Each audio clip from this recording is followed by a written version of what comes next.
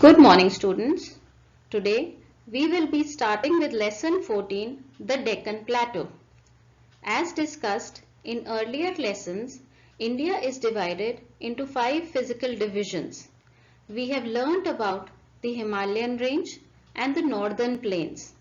This is the third division we'll be talking about, that is the Deccan Plateau.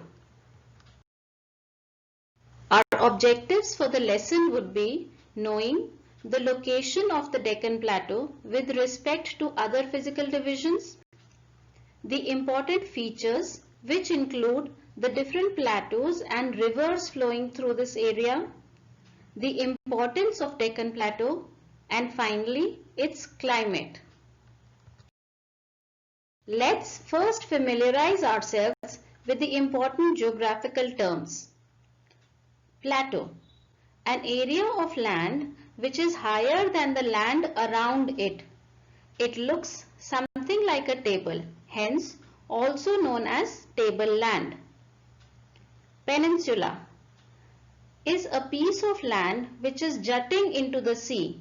So, this piece of land will be surrounded by water bodies on 3 sides. The southern part of India forms a peninsula. The Deccan Plateau lies to the south of the northern plains. This physical division forms a peninsula which is surrounded by Bay of Bengal on the east, Arabian Sea on the west, and Indian Ocean to its south. There are many seasonal rivers that flow through the Deccan Plateau, like Godavari, Narmada, and many others. These rivers are fed by rainwater, so might not be having water throughout the year. Hence, they are called seasonal rivers. If you remember, the rivers in the northern plains are fed by melting snow in the Himalayas, so they have water throughout the year. Hence, they were called perennial rivers. Since this area is like a table, when the river reaches the edge of the table, it falls down the sheer, forming a waterfall. One of the highest waterfall in India is found in Karnataka over river Sharavati and is called the Jog Falls. The entire area is divided by river Narmada into 2 parts. North of Narmada are the Central Highlands. South of Narmada is the Deccan Plateau. Remember, the entire physical division is known as Deccan Plateau and the area south of Narmada is also called Deccan Plateau. The Central Highlands consist of Malwa Plateau located in central India. It is bounded by the Aravalis on the west. Towards the eastern side is the Chota Nagpur Plateau.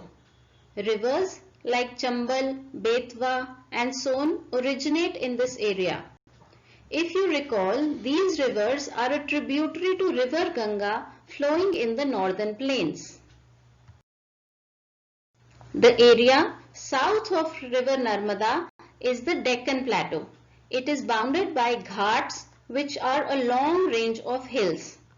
Towards the eastern side are the Eastern Ghats and Western Ghats are towards the west side of India.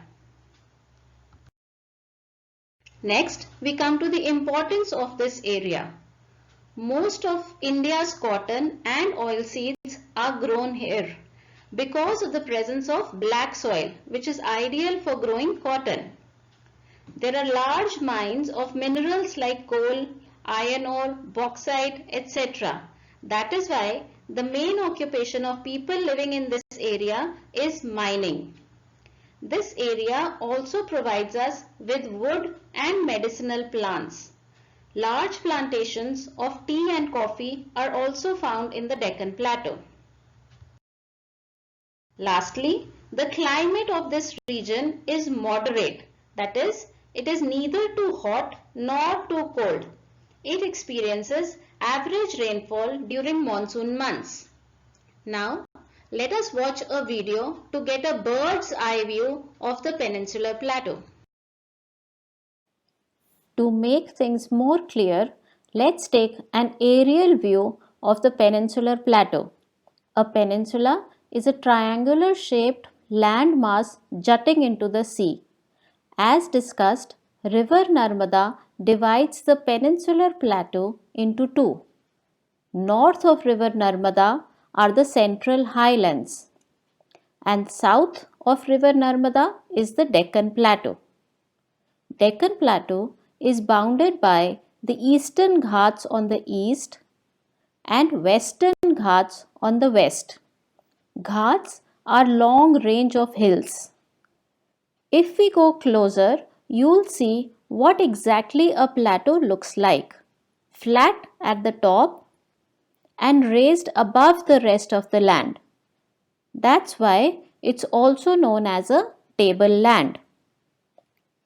Thus, we have seen an overview of the Peninsular Plateau, including the Central Highlands, River Narmada, Deccan Plateau, Eastern and the Western Ghats. Thank you. With this, we come to the end of the lesson. Go through the PPT again and learn the important points. Thank you.